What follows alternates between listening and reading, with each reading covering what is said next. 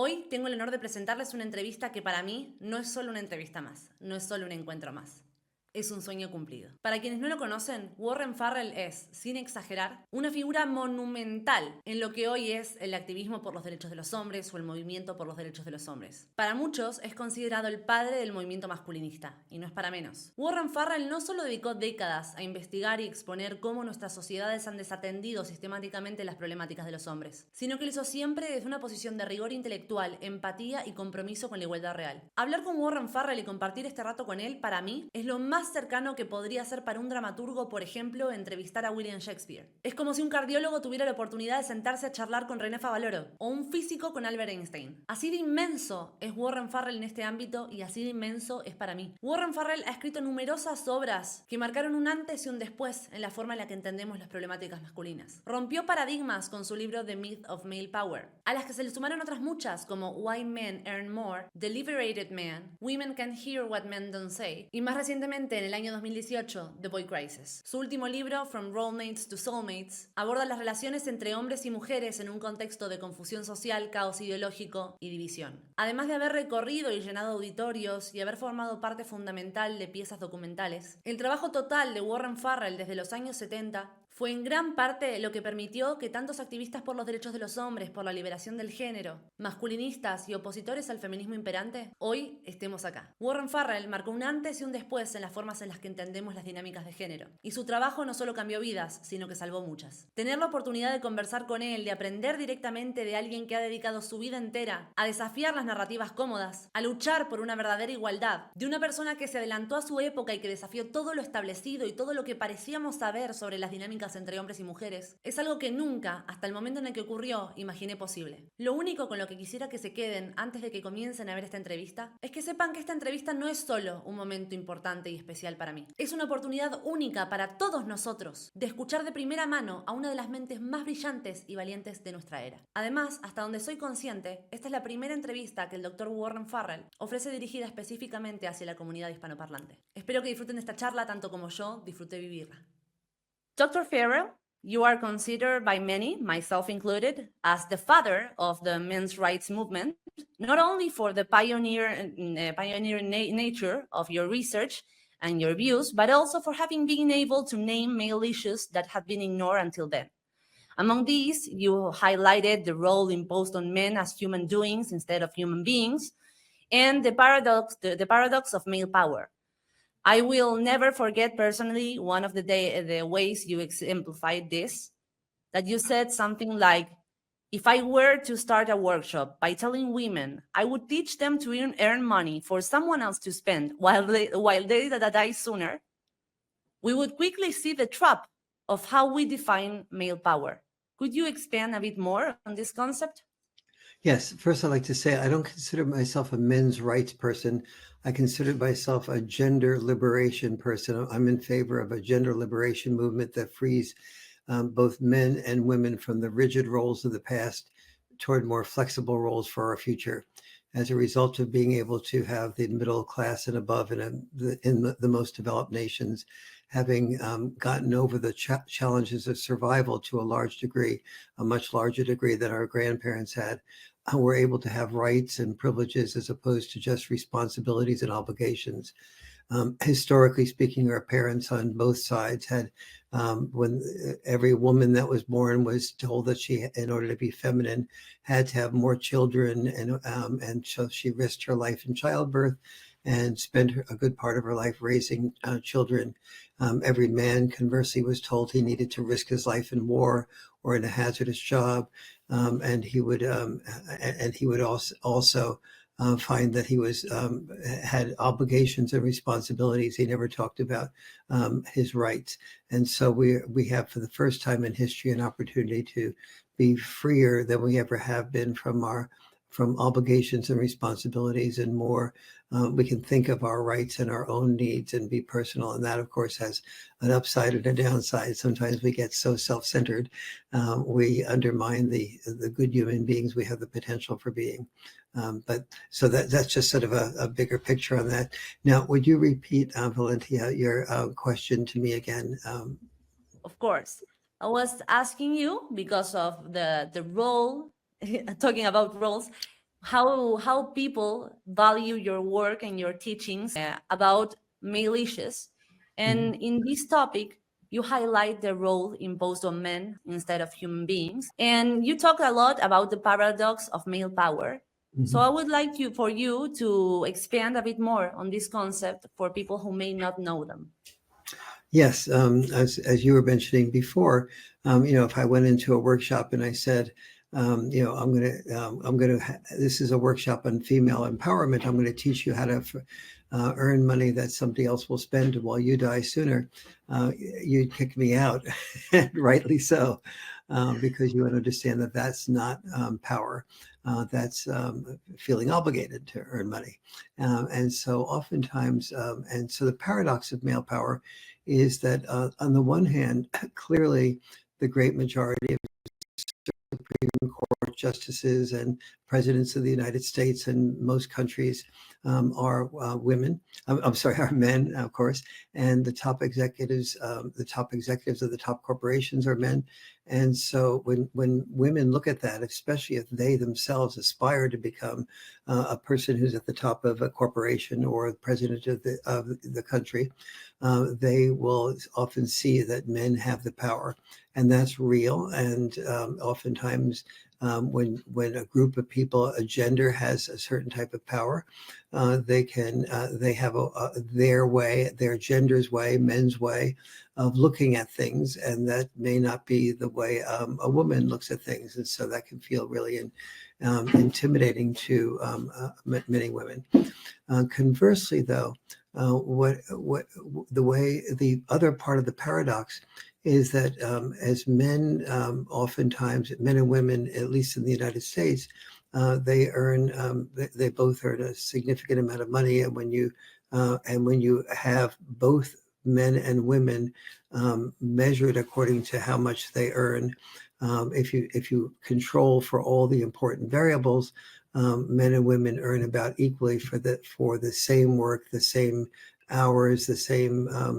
And even though male doctors, let's say, earn more than female doctors, still male. One of the reasons for that is that the male doctors are more likely to be in private practice, have been doctors longer, have had a little bit higher degrees within the medical profession, and so on.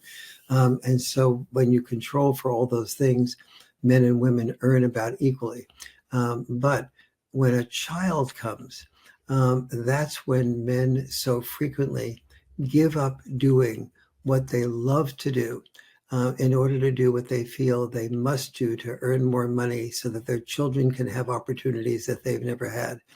So, for example, I've started 300 men's groups and heard story after story of men who were musicians or elementary school teachers that loved children, or they were artists or writers or actors.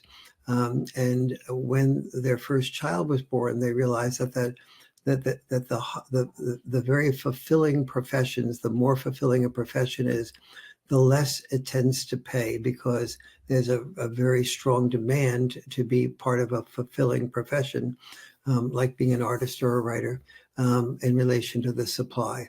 And so therefore, I remember one man in one of my men's groups who was just, he loved teaching. He was an elementary school teacher and he loved kids, and that was his passion. But when the first child of 3 children that he had was born in his family, he realized that he didn't make enough money as an elementary school teacher.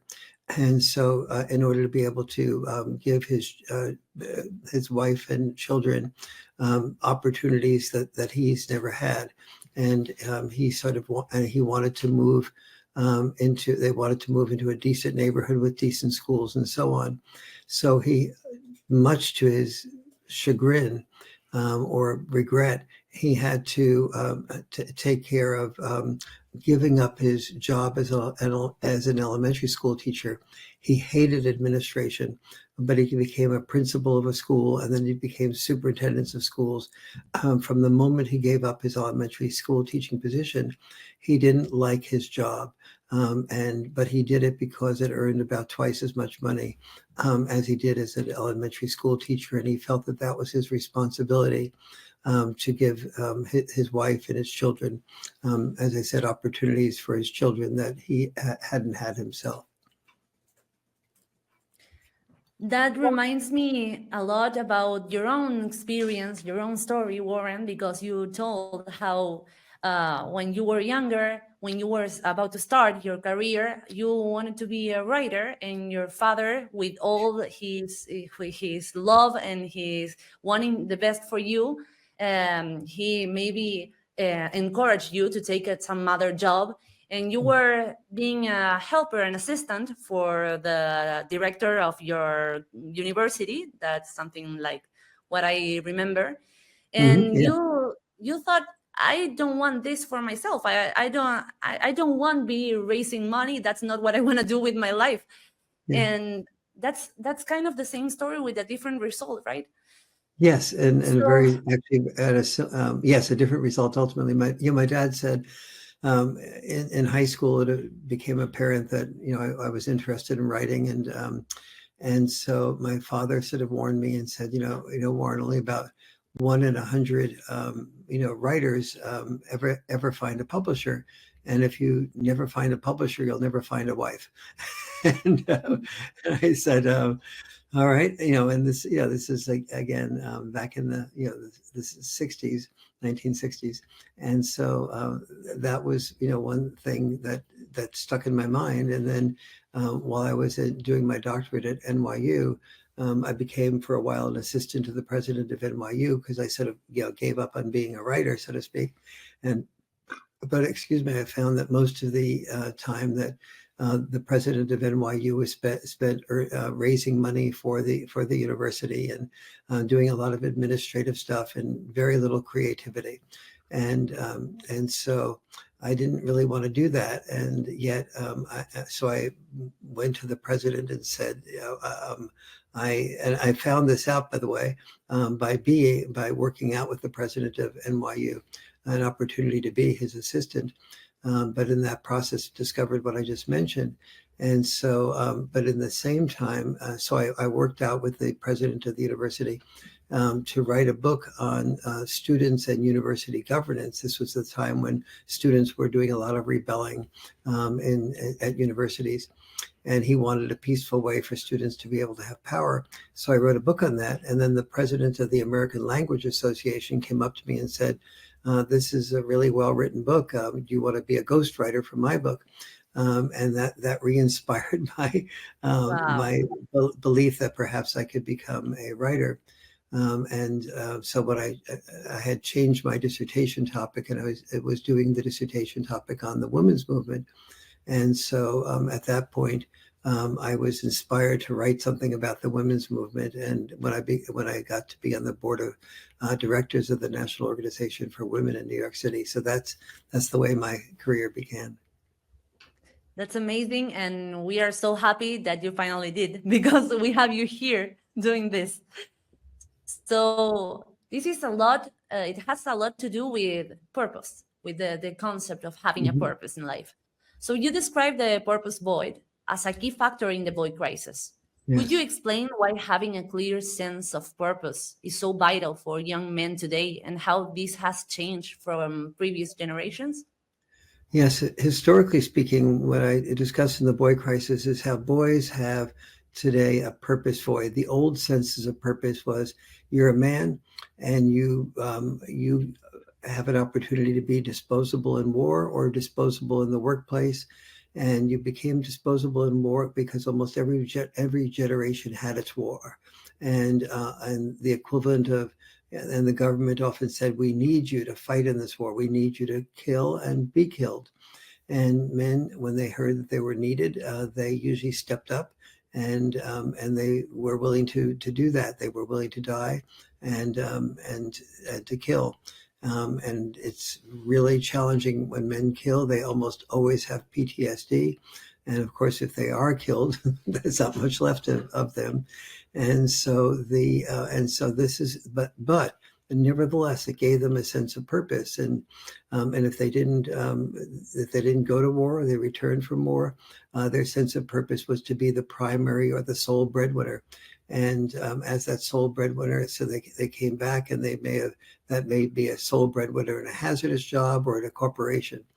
And so, or some other type of education or government or whatever. But they learned that they would be more respected and more valued, more appreciated by their family, by their peers, by other people, if they went up the corporate ladder.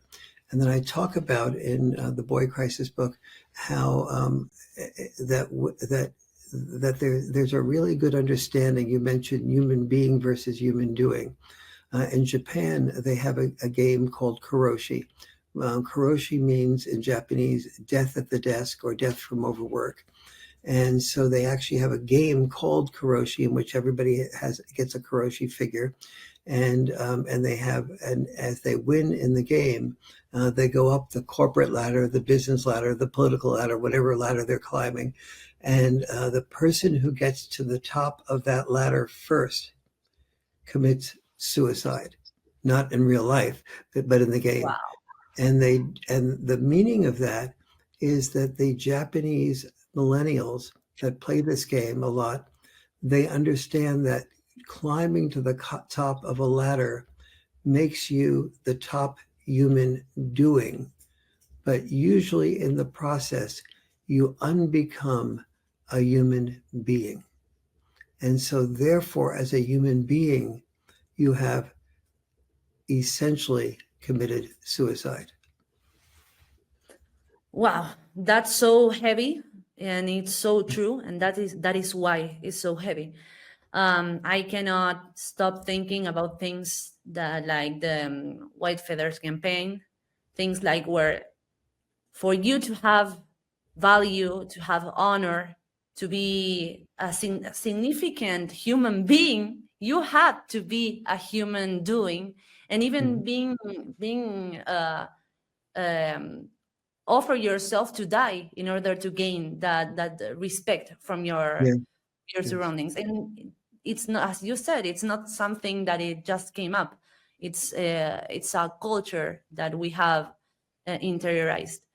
And for example, I recently heard you discuss a young man who approached you, sharing his plan to focus on his career and minimize his social life until he achieved success, after which he planned to find a wife. You responded that this might not be the best approach. And this led me to my next question, that within the manosphere, what is called the manosphere, there is a growing tendency among men to respond to the lack of opportunities they are perceiving by returning to the traditional values, becoming the main provider, earning as much as possible, and seeking a woman willing to be a homemaker. And how would you diagnose this trend? Well, I think I would diagnose it as a trend that is coming about because the man he only sees his purpose as the original traditional purposes. What he wants is love, and connect love to that. What he feels is that he knows on some intuitive level that if a woman does not respect a man, she cannot love a man. And he believes women don't love men they don't respect. And so he wants to get respect because he wants to get love. And he's learned, historically speaking, from his father, grandfather, and so on, that the way he got respect was to take on responsibilities, earn a lot of money.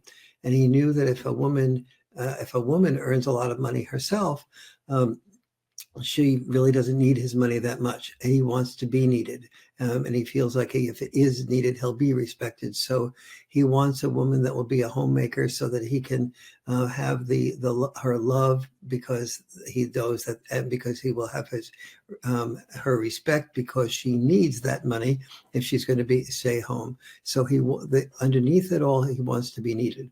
However, my response to that man is that today many women want to feel that they can master their own life. They want three options basically. They want the option to raise money full time. They want the option to raise children full time, and they want the option number three to do some combination of both.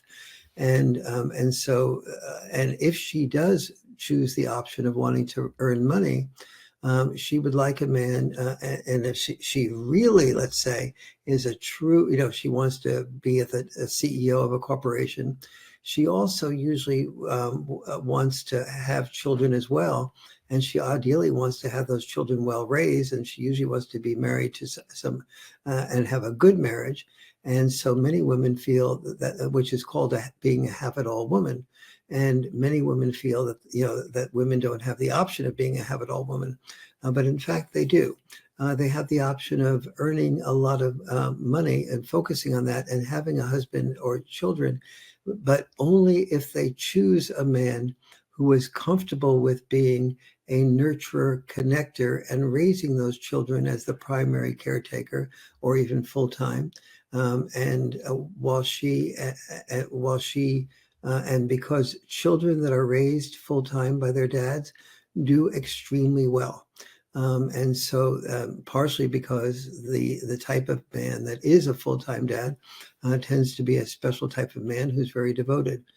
A lot of men in the United States want to do this, but they don't even think about wanting to do this. The Pew Research Center, which is a major research center in the United States, asked all men who are asked a very large sampling of men who were working full time, if they would like to be, if they would prefer to work full time, or they would prefer to be full time involved with their children. 49% said they would prefer to be full time involved with the children, but they felt that they had to earn the money so that they didn't have that option of being there. So there's a lot of men, there's a lot of men around who, if women look carefully enough, or not even that carefully, but they say to a man, I want a type of man who'd be happy to be home and raise the children because I want to be a CEO of a corporation, or I want to be an inventor or whatever. And I want that, but I also want children. And I also want a happy marriage. And I'm looking for a man who's interested in that. And I would really respect him for doing that and having the internal security to do that, and also to raise children effectively. So I would say to this man, there are a lot of women around who have different desires than what they had in the past, and that you can find, and you should look for a woman who would respect a man who would not just overwork and become a human doing, but that and not just not to belittle yourself so much that you feel that your only value is earning money, that you can be you don't have to be a success object in order to be loved. You can be somebody who is caring and loving and has an opportunity to develop a healthy intelligence and emotional intelligence that oftentimes does not come easily when you're so focused on earning money. That is so important, because I really appreciate how you unify the concept of actually being to what all of us want, right? To be loved, to be respected for our partner. So how men get to the point of only being able to put that on the table, like feeling they are deserving of that love only if they are needed. They only can gain that respect if they are needed. And in my experience, at least, as I'm 28 years old right now, and in my experience as a woman in my generation, I always heard the message that you don't want something that needs you, someone that needs you. You want someone that wants you, that doesn't need you, and even that not needing you wants to be with you. And men usually don't have that chance. Don't get to the point of understanding that they are deserving of love and respect, even if they are not needed.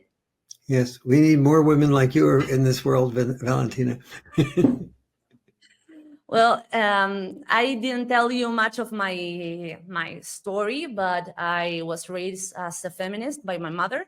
And when I started to get involved, when I wanted to get involved around my 18 years old, I realized something similar, what happened to you in National Organization for Women, that said, I mean, if we are looking for equality and to personal freedom and to being able of each one of us pursue their own happiness and their own fulfillment, we cannot do that from a perspective that excludes half of the population.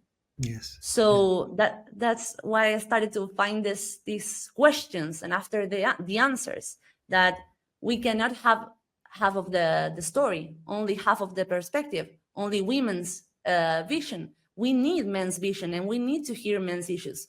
Yes, absolutely. And as you know, in the United States, a couple of days ago, President Trump was reelected, and the male population, younger men in particular, voted very disproportionately for President Trump, and the Democrats just weren't able to understand why that happened. And the reason it happened was because, for the past 50, 60 years, we've focused almost completely on women's issues. And even as men have increasingly committed suicide and commit suicide at the rate of 4 to 5 times as often as women do when they're in their 20s, and are dying much more frequently from opioid and other drug overdoses, and are being addicted to porn and being addicted to video games, and are having enormous mental health problems, and that men, especially who are dad deprived, who are usually much more frequently in significant pain emotionally and in trouble. But no one on the political left is talking about that, and so the men just feel like they're ignored, and have drifted over to somebody who, whose personality is much more dictatorial, and is somebody they may not have otherwise been interested in voting for. But they also don't feel interested in voting for somebody who or a party that has ignored them and called them the oppressors or part of the patriarchy, or that where there's a hashtag Me Too that only talks about women's issues, but not a hashtag Men Too that also shares the male perspective on or how he's hurting and how he's in pain and why he's committing suicide so much more frequently, and why he's much more likely to be an alcoholic or a street homeless person, and why his IQs are going down, and why his sperm count is going down. All these things are happening. And in the United States, there are 8 federal offices of women's health focusing on this. But there are 0 federal offices of men's health focusing on what's happening to men. It's impressive how this is happening all over the world. Here in Argentina, and I live in Spain for a couple of years, we see the exact same tendency, the exact same thing happen. For example, something that happened recently in Spain, that the first foundation ever was started to work for. It's the first foundation for abused men, and the Ministry of Equality said for TV that the foundation was immoral, unethical, and probably unconstitutional. When there's no public resource, there's not even one public resource for abused men. And when a private foundation comes up, what the Ministry of Equality does is to reject them. So it's something that, and just as an example, it keeps happening all over the world in different situations that are unmeasurable. Yes. So I wanted to ask you for something that we usually listen or read in social media or in the other platforms, that the reason often given for some men for embracing that provider role is the belief that women today only value men for their economic capacity. And it's truly true in some part. But what they feel is like this is leaving them with the option to be a provider or an incel. What advice would you give to these men that you also mentioned before, who base their self-worth and relationship prospects solely on their productive value, especially considering that, as you said, like what happened to the elections that when Trump won, because of a lot of people that would never be interested in that candidate or in that party now are voting them because of the feeling of being ignored by the rest of the options. Yes. So in the same line, there's many men that feel disconnected from a greater purpose and view this as a response to modern feminists, from modern feminism, rather than a family or social expectation. Like, if feminism want me to do this, then I'm gonna get back to the old roles that work better, something like Yes. that. Yes. Well, the incels, by definition, incel means involuntarily celibate. And so pick up that word, involuntarily. That's not a man who's saying, I want to be celibate, but I'm involuntarily celibate. And men going their own way is just, most men do not want to go their own way. So this is these are both acts of desperation, feeling like there's no woman alive who can appreciate who they are as human beings. And so you asked about my advice to that person. I'd say, look harder and look more broadly. There are a lot of good women out there, but you can't find them by paying for their dinners.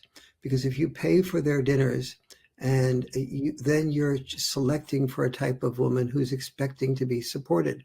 And so then if she does, but if you talk to her ahead of time and you say, I'm looking for a woman who really believes truly in equality and can be attracted to a man like that, not just theoretically, but physically as well. And you will get a lot of rejection. Yes, but you will also find a woman eventually who will be open to, that's exactly what I want. I want a man who has the courage to stand up and tell me that, who has the courage to not pay for dinner because he feels so inferior about himself that he feels he has to pay for a woman's company. When you feel like you have to pay for a woman's company, you are insulting yourself. Now, you're also looking at a reality that a lot of women want you to pay for dinner, especially if you've asked them out. So don't ask them out. Talk with them about, are you interested in pursuing, our connection to a greater degree? Make them a partner in the decision as to whether or not they and you would like to go out together. Make them a partner in the decision as to where that you'd like to go for dinner. Do you want to have a picnic outside? Do you want to just take a walk together? Do you want to not go for dinner? Do you want to do something that doesn't cost anything? And some women who are interested in you as a potential breadwinner will reject that and even laugh at you. You've got to be internally secure enough to move on to the women who don't laugh at you, but you won't become attached to a woman who expects you to play a breadwinning role, because when you pay for dinner, you're hinting that you will pay that breadwinner role. You're also acknowledging to her that you're inferior to her because you feel you have to pay for her company. You pay for the company of people that you feel are superior to you. And so when men, if people hire me as a consultant, it's because in that particular area that they're hiring me in, they feel I have more knowledge and know more than they do. So when you pay for something, it's because you value it more than you value your own yourself in that particular area. And I'm encouraging men to value yourself enough to talk to women in a loving, caring way about the reason that you don't, that you want to share things as preparation for sharing a life together. And what you'll find, at least among some women, is that even if they have never, I'll give a personal example. The woman I'm married to and been with for 30 years, she's a very attractive woman and very bright. And she had never paid for a penny on any date in her life before I met her. And and when I said exactly to her what I said to you, she sort of thought, wow, that took a lot of courage. And she respected the courage that it took for me to be willing to sort of forfeit her company if she didn't feel desirous of sharing the expenses with me. And this doesn't mean it has to be done in a sort of rigid type of way. It means that, one time I can pay for dinner, the next time she can, or I can pay for dinner, she can invite me over and make dinner. There's a lot of flexibility there, but the larger point is that when a man thinks that he has to do the paying for at the beginning, it's a statement of him being insecure enough to feel that that's necessary for him, and it really is a statement of undervaluing himself. Well, that's totally, I don't know, I'm just no words because you said everything, but I think this have much to do with what you expose in your latest book, From Rolling Mates to Soulmates, that you have the cover on the book on your back. And about that, I think part of that takes a step before, right, where men have to be able to recognize themselves as value, like they worth enough to for what they are, and not having to pay for that company, for that love, for that respect. And putting in anyone's situation, in my situation, because I'm me, but in anyone's situation, I would say I wouldn't like to be with someone that wants me now because, I don't know, I have a YouTube channel with XY number of subscribers, and if tomorrow I lose my YouTube channel, they are going to love me anymore. I don't want that. So Yes. why men should just settle for that? So in your latest book, we were talking, you explore the dynamic between men and women in relationships within this context of ideological confusion, social expectations, roles, conflicts, which you note often devolves us into some sort of battle of sexes, because as you say, and I quote you again, when one sex loses, both sex lose. How can men find balance between achieving success in their careers and building meaningful, loving relationships? Yeah, I'd say the most important, what I discovered in that in 30 years of doing couples communication workshops is that that both sexes have in common, and in same-sex couples, they have this in common too, is everybody wants to feel that they can live in a partnership where they don't have to walk on eggshells, where they can share their concerns with their partner without their partner becoming defensive. And I'd say the single biggest Achilles heel of human beings is our inability to handle personal criticism without becoming defensive.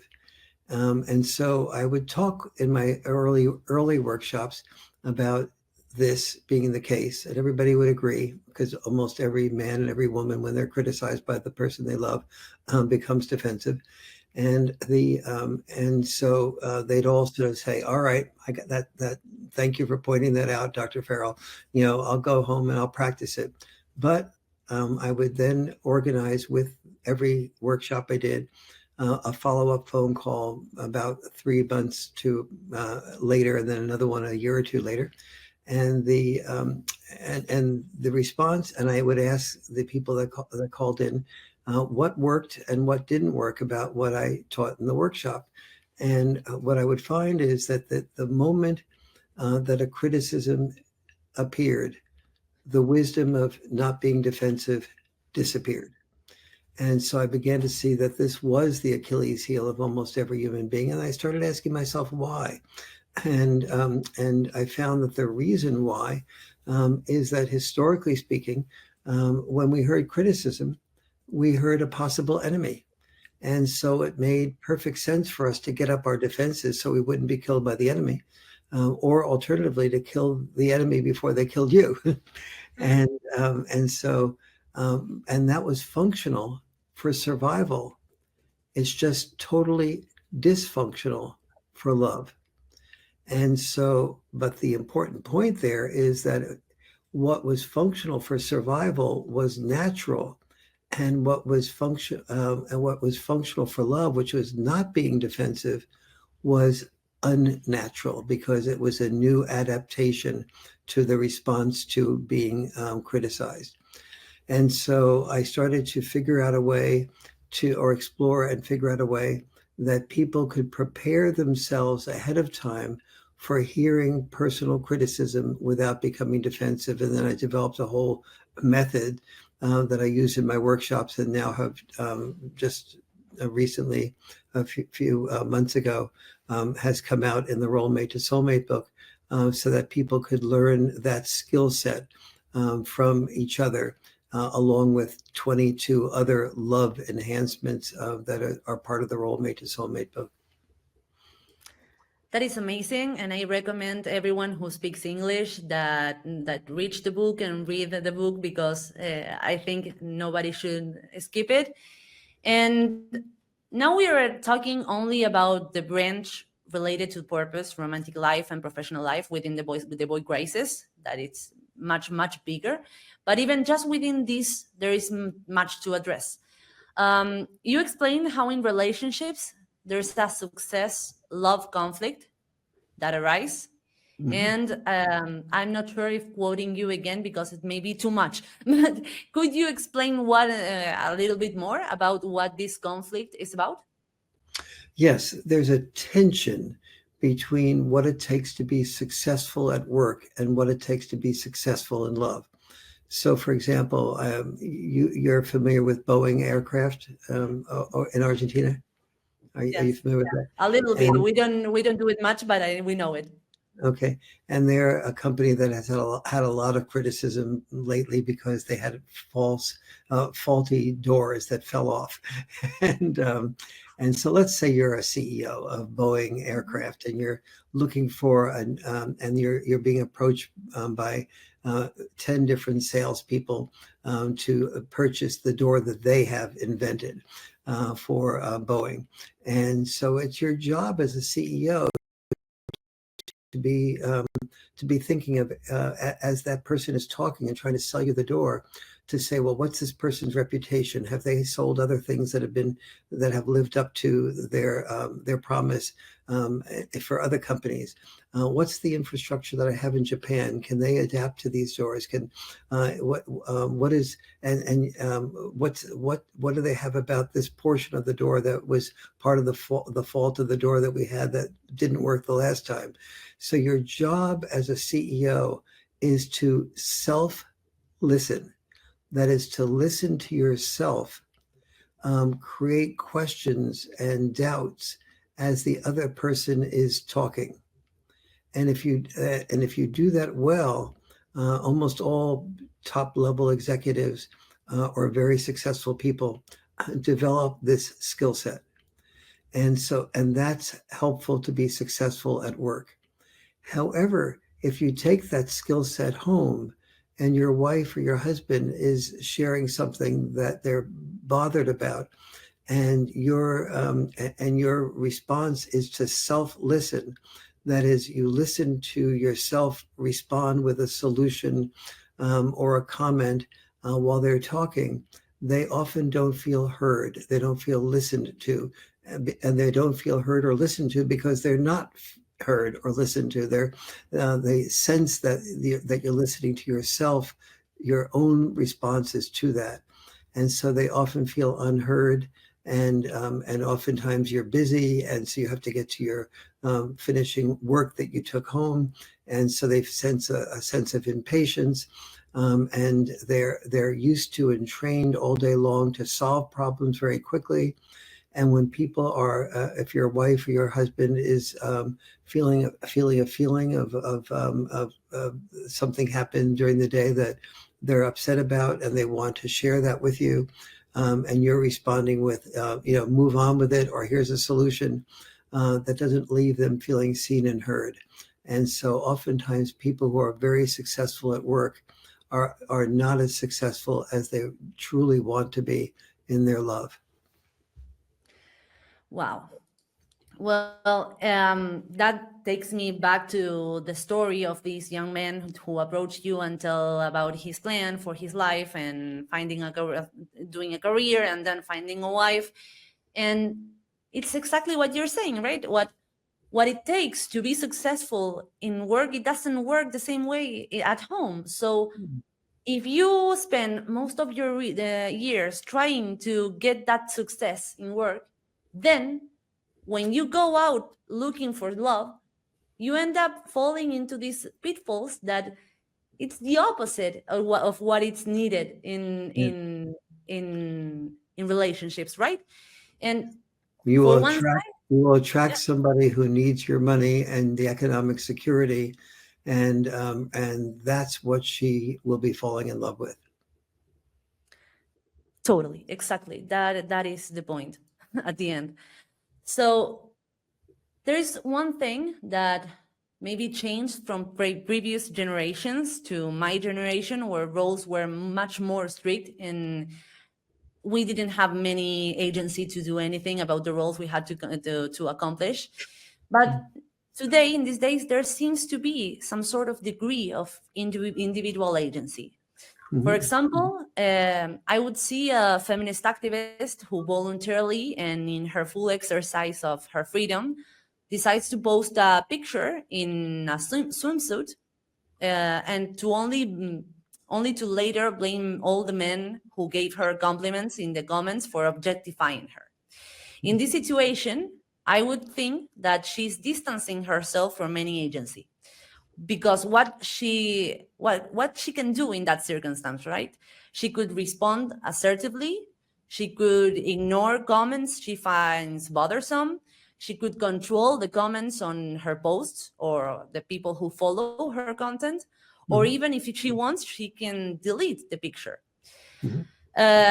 Does this mean that men should have the right to air any kind of improperty against women without being called out? Of course not. But it does mean that between suffering in silence and criminalizing half of the population, there's room to action and analysis. I mean, the male population, for it's not being represented by through 2 or 3 comments in a picture of a feminist, and at the same time, um, you are not powerless in the face of Mhm. circumstances. There's things you can do. But probably if I said this to the feminist activist in question, I would be accused of committing some sort of victim blaming. Yes. In relationship to this, I would like to mention something that you say in the course I'm taking with you, that you are just said it with other words, that you are objectifying yourself if you turn yourself into a success of the, object and then resent women for treating you like a success object.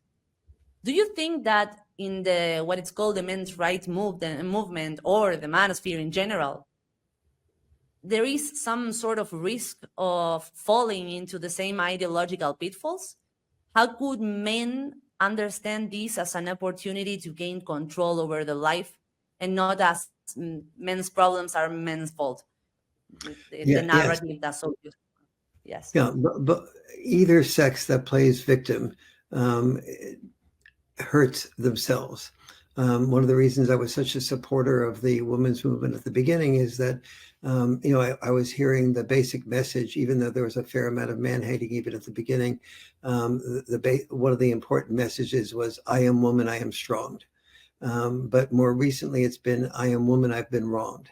And among men who are sort of feeling like they have to go their own way, or they're incels, or and feminists are all to blame, you don't have to be trapped by any framework and or any ideology. There are plenty of people out there with a huge amount of range, and to sort of focus on feminism and make it your oppressor, and to is to be trapped by the very thing that you're resenting and arguing. Feminism is in a lot of places, but it isn't everywhere. And many, many women have a lot of desire to love and be loved like you desire to love and be loved. But you have to take responsibility for initiating with the type of woman who has the type of values that you have. And so I would, as I mentioned before, talk with them that way. Okay, great. So I just wanted to thank you a lot for the time you spent with us, because everything you said, it's so important to my audience, to me, and to this generation, I think. And just giving you my sincere gratefulness, because I really been following your work for at least 8 years, and having you here in my channel is a total honor. And I hope you keep sharing light over this topic, because we actually need it. And that's it. Thank you so much for everything you do, and we will keep following your work. Thank you, Valentina. You are a gift to the world. Do you understand that? To be the type of woman you are, this is what so many men are looking for. And so many women can experience you as a role model, to be strong, to be thoughtful, to be intelligent, to be out there, to be speaking your mind, and be speaking the type of model for women that we need in the future. And you're the best of your generation. So thank you so much, Warren. Thank you. It's a Thank you. pleasure for me to have you here.